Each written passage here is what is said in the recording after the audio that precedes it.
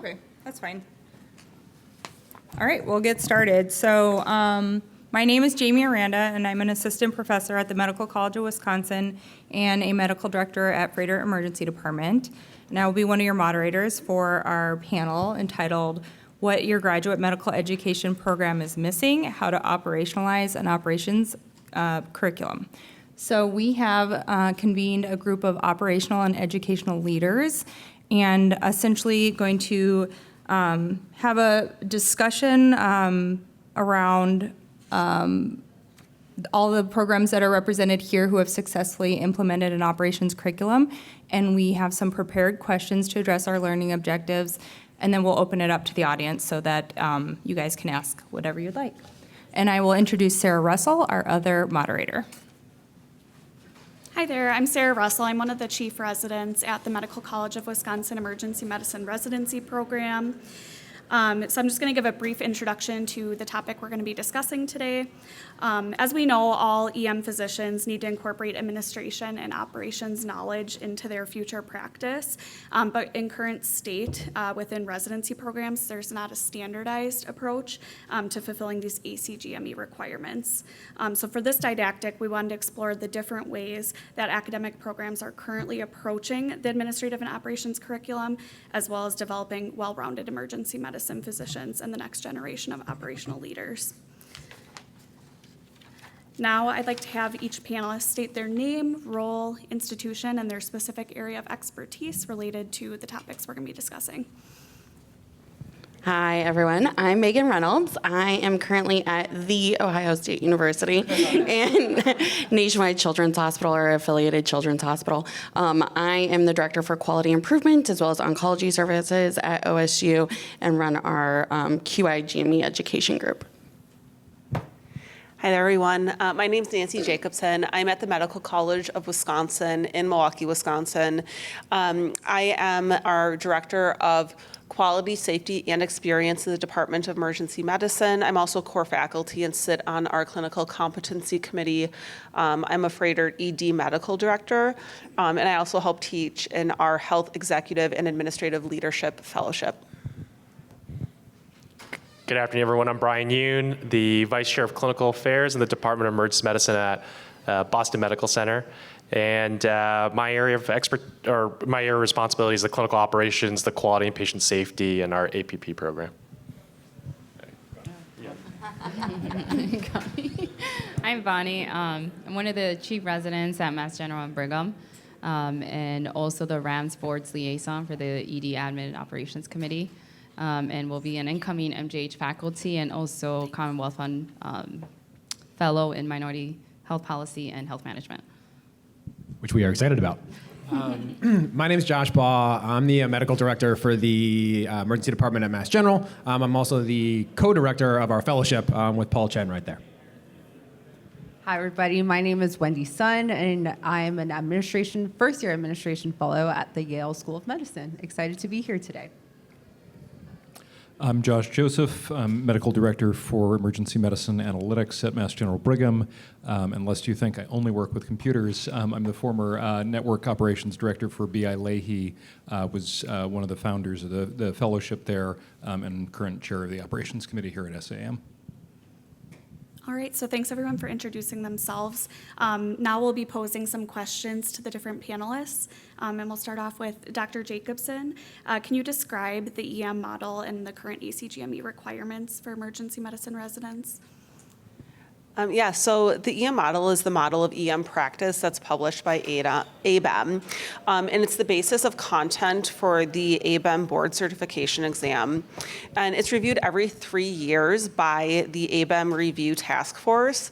So the ED operations related topics include institutional policies and procedures, data acquisition and operations metrics, safety and security in the ED, patient experience, regulatory compliance, some legal issues including consent, EMTALA, external quality measures, and risk management and QI topics like how to conduct an RCA and risk mitigation strategies. There's also content on billing, coding, and reimbursement. All right, thanks for that. Next up is Dr. Reynolds. What are the EM milestones related to system-based practice? So I'm sure most of you are very familiar with this, but specifically, I like to call out the fact that there's 22 EM milestones, right? And so approximately 5 of them are related to admin and operations. So when you think about it, 20 to 25% of residents' education is really in that operational sphere. And those are all of the systems-based practice ones, 1, 2, 3, and 4, which are patient safety, quality improvement, system navigation, and the physician role. And then I also think that ICS 3 about communication within the system also really goes to how we as operational leaders intersect with other disciplines, as well as facilitate the care of our patients across all continuums. Specifically, another thing that I think is really interesting, and I'm not sure too many people are familiar with, is that the ACGME has put out what they're calling the CLEAR guidelines. And I don't know if anybody's had a CLEAR visit from ACGME yet. See a couple people nodding. They're doing a lot of piloting currently. And in that, there's actually 6 specific focus areas: patient safety, healthcare quality, teaming, supervision, well-being, and professionalism. So again, in the 6 tenets that the ACGME is currently calling out as ways to ensure the education of our learners for the future, at least half to 2/3 of them are related to admin and operations. So very relevant curriculum. All right, so as we know, many EM residencies have required rotations in different subspecialties within emergency medicine, such as ultrasound, toxicology, EMS, but currently rotations in ED administration and operations are not ubiquitous. For the residents and fellows on the panel, Drs. Rodriguez and Dr. Sun, did you gain your knowledge through standard residency rotations, or did you have to advocate for this and seek out additional opportunities? Yeah, so over at Yale, we have a required second-year 2-week elective in admin where our residents rotate through different rotations where they do an experience at a freestanding ED. They also have kind of one-on-one conversations with our medical director on ED billing and coding and different topics. And during those 2 weeks, they are also invited to every single patient quality safety meeting and operational meeting as well, so they can really get their feet wet. And from my personal experience kind of getting involved in second year, I was really able to pick out what I was interested in and kind of delve deeper in my 3rd and 4th year. And in addition to that, we also have areas of concentration where at our residency conference, you can pick kind of what areas you're interested in, and administration is one of them. Similarly, we have a 2-week rotation as a 4th year that you can do in administration. It's like a teaching block / administration, and it fulfills some of the milestones like doing billing and coding. But then most importantly, I feel like throughout the 4 years, we do have elective time starting 2nd year. And so it is more like build your own journey when it comes to how much you want to do in admin operations, because there's elective time. And I feel like at least those that are interested in admin operations have sought out mentors and done different projects with our operations and quality and safety people. But also we have both sides at the Brigham and Mass General committees, and residents are included in most of them. Most of the time, they reach out to the chiefs, residents, and then we seek out those folks that we know are interested, and they will be on committees throughout the time that they're there. We also have an interest academy where we meet 4 times in the year. We have different sessions. We have speakers from outside come and give chats, or our own folks. I believe recently we had Dr. Rowe, kind of like a panel about like operations also. And we are working to improve the curriculum and how do we standardize it and what more we can do or engage with the Harvard system, because there's courses that we can take too, and some of us will also take like quality and safety courses at the Harvard Business School. All right, thanks so much, guys, for sharing that. Next, Dr. Jacobson, as a member of the Clinical Competency Committee that you mentioned, as well as being an operational leader, what are the challenges in evaluating residents' performance using the EM milestones? Yeah, so in what we've heard so far about the ACGME milestones when it comes to system-based practice and a lot of these operational competencies, it can be difficult to evaluate these on shift at times because unless you're navigating a specific operational issue or systems-based issue, it might not be something that you directly observe the resident practicing and can't give feedback on in that clinical shift space unless you are intentionally cognizant of these milestones and seeking out ways to evaluate them. So oftentimes on our efforts to gain on-shift feedback, it can be lacking in terms of operational and system-based ACGME milestones. And it really requires the deliberate incorporation of alternative venues in which residents can practice and attendings can evaluate these skill sets. And I would say that's one of the major challenges. Thanks so much. Next, Dr. Baugh, what are you looking for in a qualified applicant for an administration fellowship? Sure.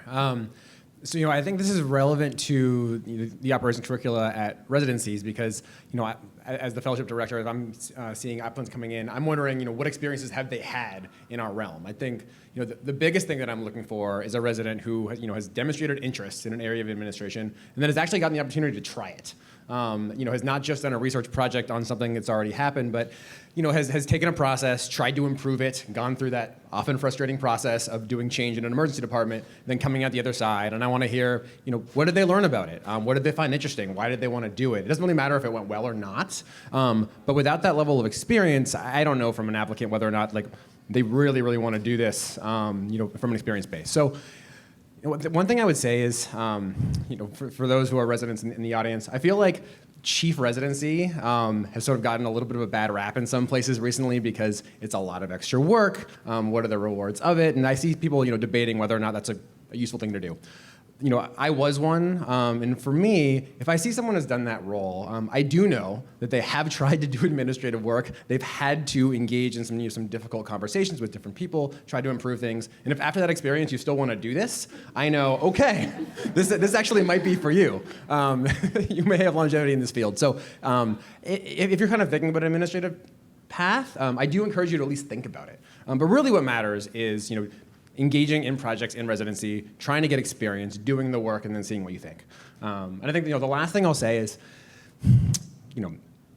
operational knowledge is great. Knowing how to process map diagram is great. But really, if you want to do this career, I think there's two things you need. One is EQ. Can you work with people? When you go to a meeting, can you engage with people in an ongoing fashion in a way that they're willing to listen to you? You can kind of work together over time on work. I think that's probably the biggest thing. And then two is just work ethic. Are you willing to sort of stay at something, work late in the evening and weekends at times just to get things done? Because that's a lot of our work too. So I think those are the traits that I look for. And then in terms of a CV, it's just like, what have you tried to do so far, and can you talk about it? Great. So for this next portion, I'm hoping our panelists can raise their hand if their institution offers these experiences for their residents. I know a couple of them have already kind of been mentioned, but just curious, how many of you guys have a required operations track? So if you could just raise your hand if you have a required operations rotation for your residents. Okay, just one. All right, and then elective rotation, pretty much everybody else. Yes. Yeah, right. Very good. We do. What about, I think I heard mention of concentration or like an interest track. Most of the groups have that. Yeah, okay. Very good. So I'm hoping that we can kind of just go down the line and you guys can comment on the unique experiences that you offer for your residents at your program or ways that you've addressed the operations curriculum. So you want to start with, we'll start with Josh. A little bit biased because I've recently moved programs, so I can't comment quite as well at my new program, which is wonderful, by the way. I would say that having administered a resident rotation in the past, one of the things that becomes very clear within the first day or two is, again, is this person really kind of mentally seeing themselves in an administrative route? Are they seeing themselves as a medical director or at least open to the idea down the line? Or do they think this is interesting, but their heart is in something else? I'd say that the overall curriculum, when you've kind of felt things out, there's not actually a huge difference. Like you may have that very rare resident who actually kind of geeks out about some of the more abstruse elements of operations. But the truth is that I think that one of the things that we don't do a good job of selling is how much a lot of operational thinking actually goes into our day-to-day clinical practice. There was a mention before about kind of having sort of separate scenarios or separate ways of evaluating, how you approach some of these operational problems, and I think there's definitely value in that. However, for many of our residents and many of our colleagues who are not, we might say, operationally minded or don't think they are, how you actually manage your time on a shift, how you manage the emergency department when you are using your time as a resource, when you're deciding, do I check back in on that septic patient right now, or do I try and just get out a couple level 4s, level 5s, and at least sort of decompress the department? Where is the best use of my time or my team's time? That same kind of operational thinking, even though you as a clinician may not be saying, okay, well, the pain points in our system are here, and queuing-wise, we really need to speed up the turnaround time for CT. You're not necessarily doing that, but you're still using a lot of those lessons. So even a brief rotation for people who are not destined to become medical director can still be a really useful experience. Hopefully that wasn't too long-winded. Yeah, I definitely agree with you. I think with our required administration experience, we really try to meet the residents where they're at, knowing that not everyone want to become a medical director and people want to go into academics, into community. So we really try to tailor the program so that's relevant to the resident, and so that at least, they take away some things from it, including building and coding, like what are our views, because that's like really relevant to someone who might be interested in going to the community, and kind of making those connections for the resident. And in addition to our regular kind of required rotation, we also have other experiences such as the distinction and quality improvement, and we actually have a GME-wide quality improvement boot camp for residents to participate in as well. So, I think as you got a sense from the raising of hands, so we don't have a required curriculum. We have a program director here, and maybe we think about it. But so, I think our approach overall has been to take people who are particularly interested in administration and, get them very involved in our shop, get them involved with projects, come to meetings, and I think that's all terrific. But one thing actually I like about the idea of getting everybody involved is, I think one thing we hear a lot from our residents and attendings too is, why is X thing not working? Why can't you do Y thing? And I think until you get to the meetings and sort of see all the stakeholders and understand how decisions are made and how things are balanced, you don't really get why things work the way they are or what it takes to try and change things. And I think it's useful for people to get a sense of that, whether or not they want to do it or not, to understand sort of, how decisions get made and how things work. So I don't know if it's worth us, thinking about it more. I mean, Bonnie mentioned, people who have been interested in our residency. We have an open invitation to our operations committee meeting, and we do get residents come, and it's awesome. But I'm now thinking, okay, are there other ways that we can get people involved even more?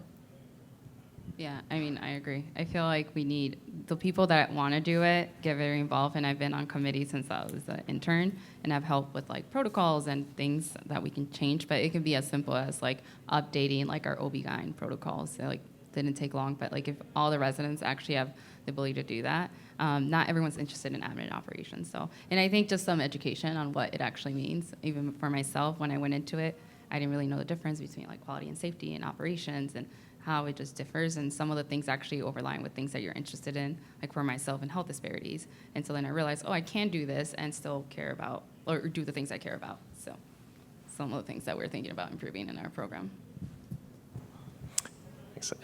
So at my institution at Boston Medical Center, just want to share two things that we do. And I think first thing is certainly I myself have a meeting with the residents on a quarterly basis to just sort of give them a heads up of like, what are the clinical operations, quality, patient safety, challenges, issues, and whatever issues that they bring back. Certainly we invite folks who to come join us in the process, and whatever process improvement we would do, we always try to include resident input on a regular basis. So, for example, the Epic ordering screen, we want to change the quick order panel, and so we want to make sure that we're bringing residents to like test it along with our APP group and an attendant group. So, like really implementing residency input through all operations, quality, patient safety processes. And once a month, my quality director or medical director will spend about 45 minutes on a particular operations problem with the residents and say, hey, we want your input on this particular problem. So like sickle cell, we want our time to analgesia dose within 1 hour. we want to solicit input on what are the barriers that you're coming across. What can we do to improve? So we've sort of systematically and organically incorporated these operations quality patient issues to bring in resident input. The other thing is that we also, in our budget, both the vice chair of education and the vice chair of clinical affairs, we have mini grants. And so on the vice chair of education side, she gives $2,500 grants. On my side, we give $5,000 grants focusing on ops or quality and patient safety. And so we invite residents to say, hey, what's the problem? What's the issue? Bring in a proposal. It's a standardized form. What are your SMART goals? And share with us. And so myself, the admin director, our chief nursing officer, our associate chief nursing officer for emergency services, end up picking one or two. And they have to fit, they have to be multidisciplinary. So that the resident went and recruited an attending, a nurse leader. And so we've brought like A-line implementation to our department. We've changed how we're thinking about sepsis. We were not doing so well in terms of temperature monitoring. So bringing that, so like really, you know, it's one level to say, here's a problem, let's try to fix it. But we're sort of putting money where our mouth is to say like, okay, now here are the resources, purchase things that you need. And so for the A-line example, they purchased the A-line kits to reuse for attending training and resident training. That's awesome. It's hard to follow. One of the themes that I think has kind of emerged as we have gone through this talk is meeting people where they are and sort of getting whatever version of operations experience the resident best fits the resident. One of the ways we do that at my institution is through the operations interest track. We are a 3-year program, so having this longitudinal experience can be very helpful because a dedicated elective month can be difficult to recruit residents to as they're trying to get through a lot of interest, and then of course their key EM rotations. So our admin elective, or our admin track residents come to our operations meetings, they come to the quality and safety meetings, and they're invited to all of our HEAL fellowship or Health Executive and Administrative Leadership fellowship lectures. And then they get to practice some key operation skills too. Like oftentimes they will be the champions who will help us sort of communicate about new operational changes in the department or patient flow model, and they'll be able to exercise some change management skills and things like that. And then we have, of course, a few other opportunities that I think many of the institutions represented on the panel have, like a really robust relationship with the education team, implementing conference curricula regarding operations, redesigning M&M programs to incorporate concepts of quality and safety.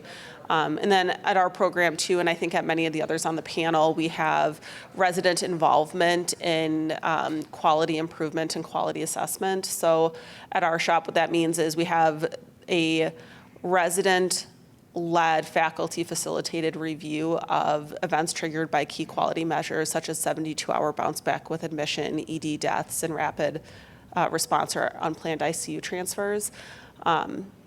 And we're presenting on a poster on that tomorrow, so seek us out if you want more. So I think the thing that may be unique, in addition to everything that everybody else has been doing, is our GME program is really robust in the quality improvement space. So not only do we have kind of what we call a house staff quality forum, so that's all residents from all different disciplines coming together to review patient safety events together, and from that actually develop QI projects, usually about 2 to 3 per year, that are interdisciplinary with all residents from all the disciplines within the GME group. We also have M&M toolkit that our GME department group has put together so that all of the GME people use a specific way of reviewing safety events together to grade them, judge them, and also bring that interdisciplinary M&M group style together. And then our department actually does, our residents are all voluntold to a QI group, and they do that QI project throughout their 3 years at our 3-year residency group. So as it's a requirement for residency graduation, that's kind of the way that we fulfill that, and then actually kind of get them specifically involved in a operations process. Great. Thank you so much, you guys. I am going to put Dr. Joseph on the spot here to plug the asynchronous curriculum. I know maybe not everybody here is aware of that, but it's been a very helpful tool. We actually use it at MCW as a required component of our operations elective. And so I was just hoping that you could tell those of the folks in the audience that aren't aware of that curriculum, what it is, and how to access it. And if you don't know the access, I know Nancy looked it up right before the presentation. You're asking me to put in a self-promoting plug? Okay, I guess I can do it. Again.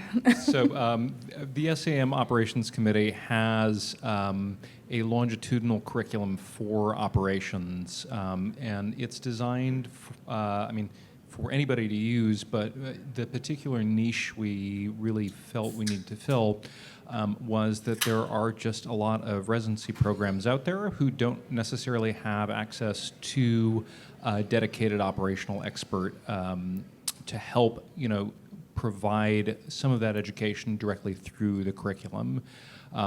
Every residency program has a medical director, has some stripe of a vice chair for clinical affairs or operations or something like that. But it's fairly uncommon to have a really deep bench of expertise along every sort of facet of operations at any one program. So what this basically does is it breaks down major topics in operations and administration, including QI, into kind of like 3 levels of topics. An introduction, which is great for an intern, second-year resident, a kind of senior resident fellow level where we kind of get into some of the primary literature behind that topic, and what we'd consider an attending level, but really for anybody with interest that actually gets into, what are the recent trends in research in this area. So we have kind of a basics of queuing theory set of lectures. We have basics of QI lectures. Really, there are a few topics within operations that aren't touched on by this series. It's a dynamic curriculum, so we're continually adding new lectures. We're still actively recruiting faculty to contribute lectures. So if, when you go to our YouTube page, you see that there is a topic which hasn't been covered, which happens to be your area of expertise, we would love to recruit you for one of these topics. So please let me know, now that you've been able to scroll to it on your phone, what you think, and if you're interested in contributing. Perfect. I'm also curious sort of what barriers you guys have faced at your institution in implementing an operations curriculum, and how you've kind of approached that and overcome those challenges. Whether they're cultural or you're competing with ultrasound or toxicology or other kind of like interests with the residents. If you could, we can just let the panelists each kind of comment on that. And you don't have to necessarily go in order if you need a moment to think about it. So I think, as Nancy said, so one of our challenges is just being a 3-year program. It is a lot harder to attract people when you've got a 3-year program and you just don't have the bandwidth. One way that we've kind of tried to do this is that we do a longitudinal elective. So residents opt into an elective track and get like 2 less shifts over the course of the year, as opposed to like a dedicated block. And through that, they've gotten more experience in some of the operational stuff, since it's like, 1 or 2 committees a month meetings. And so that's one way that we've kind of managed it, but it's just not as sexy as wilderness medicine, so. I think this topic has been brought up too before, but I think one of the challenges, in addition to being a 3-year program, is also convincing people how relevant operations is, even if you don't see yourself as a future operations expert. So really convincing the residents that their on-shift patient flow is operations, that all of this stuff is applicable. And I think one of the things that we've done at our institution to really help with this is just be deliberate in the level of transparency. And I think the more transparent we are about the work that we're doing and the impact it has on our department, the more buy-in we have from our residents and all of our learners that it's impactful work and it matters whether you see yourself being a leader in that realm or just experiencing the downstream consequences of what the leaders do. Yeah, I'd say, so speaking on behalf of a four-year program, it's still time, right? It's always like time, money. And so I think, though, that trying to work with your residency director, your APDs, to try to incorporate and weave into the meetings that residencies have and their conferences, and making sure, like, yeah, they're having a heart failure lecture, but let's talk about a operations related lecture, just to like integrate into the system probably is going to be the way to be as frictionless as possible. But still, it's still time, because certainly the residency have their core clinical objectives that they need to meet. I think the other piece, in addition to resident time, is actually faculty time. Because I mean, all of you who do administrative jobs, you know it's pretty busy. So I think, you know, when I was actually a resident in my program, like, we had a required elective, but the weeks I happened to do it, like, the person who ran it was gone, and like I had almost no experience. So I think, you know, if you're thinking about designing this, like, doing as much as you can to incorporate it into things that already happen. You know, getting residents to come to meetings that already happen, and maybe you carve out a little bit of extra time to meet with them afterwards. You know, I think we've had pretty good success with our M&M program, where, you know, the resident reviews, you know, all deaths and potential bad outcomes, has to go through them, and then it ultimately culminates in a presentation that's going to happen at conference, so it has to happen. You know, expecting that your operational leaders are going to do a bunch of extra time every week with new residents, it might fall by the wayside. So I think, you know, being realistic, building it in as much as possible, makes it more likely it's actually going to succeed. And just to add on to that, I think for us, like, it works out well just because everyone in the admin section is like, have bought into ensuring our residents really get a robust kind of rotation and administration. But not only that, we try to make the experiences, like, you know, kind of beyond just, you know, lectures. They have an experience where they meet up with our patient relations team, so they kind of know what's happening over there, as well as go into our command center to kind of understand, you know, when they're a fourth-year resident and, you know, they're kind of overseeing the ED, they understand kind of the patient population that's currently sent to their department. And so it's everyone hands on deck. And as an admin fellow from the get-go, you know, I'm part of the team that curates the kind of programming for residents. And we also do kind of collaborations with the school management so that kind of their experience is more robust and they have different angles of admin. Not everybody has to answer. If you guys are good, then we can move on. I don't have insights on the gripes. Sounds good.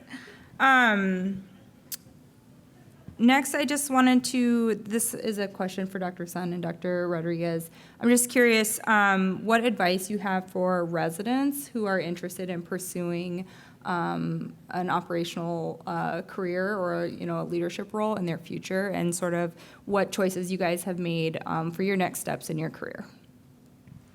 That's a great question. Just in the room, raise your hand if you're a resident or medical student. Amazing. Thanks for being here. So you guys have done an important part already, and that's being involved with a national organization. And so for me, I think I've gained a lot of my leadership skills being on the RAMS board and the SAEM board of directors. And I think those skills have translated me to being like an effective teammate as well as member of the administration section. So, you know, you guys are doing one of the things that I recommend already. There's so many opportunities at SAEM to get involved and to develop yourself as a leader. So, you know, I'm available to chat if you want to chat more about the experiences that are available. Yeah, just like Wendy said, I've been looking up to Wendy since I started. She's always been like a step above. And like when I wanted to do ramps, I'm like, hey, Wendy, talk to me about Rams. And so I think, yeah, getting involved not only at your hospital, depending where you are, depending on the opportunity too, but like going outside of that. And so like getting involved nationally, I was on the Rams board, and that gave me leeway to like be in the ED admin operations board, but then also like through ADM, they have an operations committee too, and it focuses more on like health disparities and how do we create operations based on that. So there's multiple other opportunities you can get involved, but then within your hospital, just like early on, just asking, go to that medical director, whoever's in charge. Like I went to Paul Chen from the beginning. I was like, hey, I want to get involved with the committee. Like, how do I do that? And then you just slowly it like built on itself. And I mean, and everyone can be a chief resident, and there's so much to it, but I will say that being on so many committees, being a chief resident, it kind of was just easy, because a lot of the meetings I was going to, I already attended prior to being a chief resident. And so like it kind of went hand in hand. So it is a good experience if you are interested in admin operations. A lot of being a chief does include that, and so something to like seek out too as a resident. All right, we are wrapping up with all of the prepared questions. So at this point, I'd just like to open it up for open discussion, more questions. If anybody in the audience has a question for our panelists, just please raise your hand, and Sarah will come around with a mic. And also, I don't know if any of the panelists have anything they wanted to add or, ask anybody. But I have a question. You can probably hear me from here. For those that have a fellowship that's already in place, either degree-based fellowship, that's administrative leadership, or in the ops space, do you parlay your fellows in that space to help facilitate your electives, whether it be administrative or operational electives? Have you built that in as part of their learning process to help facilitate that? And to what degree do you involve students with that process as well? So as an admin fellow, it's all a team effort, but really like I found myself leading a lot of the areas of concentration interest days where, for example, one of the days we would bring our students to the School of Management so that they could get like mini lectures on queuing theory and things like that. So I think, from the beginning, I got 6 months to acclimate, and then after that, all hands on deck kind of thing. I'm gonna plug one of our experiences or we've used at MCW. So our fellow Megan Anderson actually has a pretty robust interest in wellness, and so we've actually kind of incorporated her into some of the wellness work that is occurring at our institution, and so she's been able to sort of mentor some of the residents who are also interested in that. And I think it's been really great because she's been able to kind of demonstrate how operations is also related to wellness. And so that's one way that we are sort of offering that for our fellow to mentor the residents. I can speak to your question about student involvement as well. One of my roles is I lead a medical student concentration curriculum and quality improvement and patient safety at the MCW Medical School.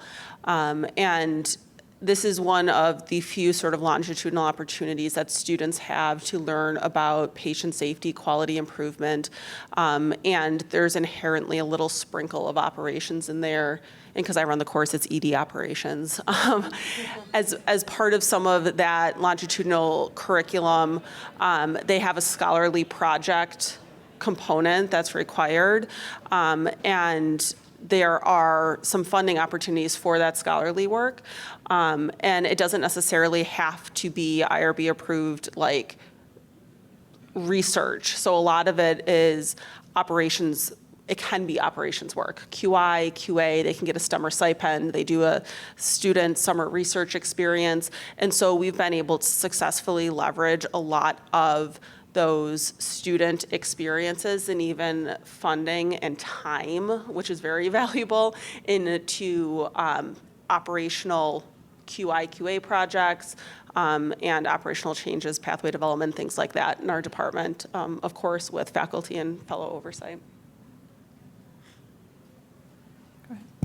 Well, Sarah's walking back there. I will say, like, one of the challenges with the fellows is for like ACGME requirements, they have like a limited number of clinical shifts that they can do. And then our fellowship incorporates an MBA curriculum. So our fellow spends a fair amount of time, doing coursework. And so I think, again, it's the competing challenge of how much time they have available to dedicate to the residents and students. But, okay, go ahead.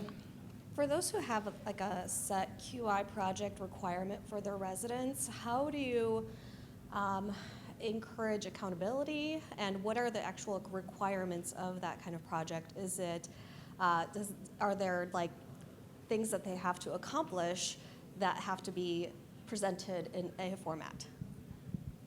I can talk a little bit about this. You touched on a great ongoing challenge, which is buy-in, right? So we basically, like I said, we kind of assign residents to a group, which are faculty mentored. And really, the way that we do it is we set it up within didactic time for meetings, so that, if they're there, they go and they get dispersed into their groups, they meet with their group, and there's kind of a set project. It's on a rolling basis, so like, the objective might take 2 years, the objective might take 3 months, depending on what it is. If it's like redoing a pathway, they can get it done in a couple months. And the way that we kind of help with accountability is we just set requirements. So like they're required to attend 70% of the meetings over the course of the year. They're required to do 2 active portions of participation. So whether that's, drafting a policy, whether that's creating the flow chart, whatever it is, some type of productive work has to be shown over the course of 3 years. And then we have a house staff quality presentation that all of our house staff participate in. So again, our GME department is really robust in QI, and so our groups are all required to present that at that annual medical center-wide production. But it is a ongoing challenge. We have, we're in version like 4.0, so I'll tell you how it works after we've 4.0'd it this year. So. We require a lot of asynchronous work from our elective participants, and so we have an action tracker that we use. Like, you got to get all this stuff done, and then we check in either with Dr. Jacobson or myself, like every week. Like, where are you? What's the progress? And then they, kind of account for their work that way.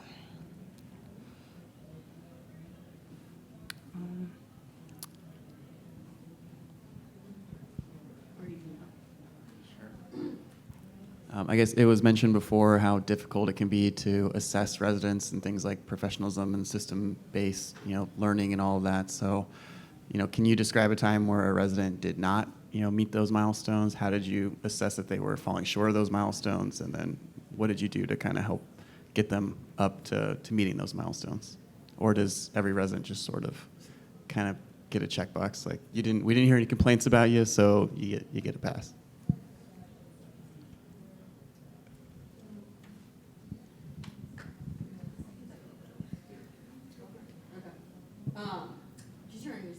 Right. So, do you have admin people that are on the CCC specifically? Yeah. So, yeah. So we've said that we want at least 1 or 2 admin operational people functioning on our CCC. So I'm one of the people. I'm sure you kind of function in that role too, where we speak a little bit more to what that component is. And then, though I do think that there's a lot of things where you at least get like at least a 3, right? I mean, let's be honest, right? Like if you're functioning as a 3rd-year resident or 4th-year resident, you should be at least at a level 3 milestone, but have people kind of weigh into whether or not they are doing that step above of getting more involved in kind of the departmental-wide opportunities to kind of get to that additional milestone of like a 4 or 5 level. Yeah, I joined our CCC about 4 years ago, and that was an intentional move to try and incorporate objective evaluations of operational and system-based practice milestones. At that time, too, I also went through with our education leadership, and we outlined like what those milestones are, what the expectations are that would have someone achieve those milestones, and then tried to pair them up with activities that our residents specifically do in our program. So it was sort of a, we almost made it like into like a task-based sort of thing. And like, you know, if you are up to date on your QI project, if you are in an operations tract and actively engaged in some of this, that's an opportunity to like bump up your milestone.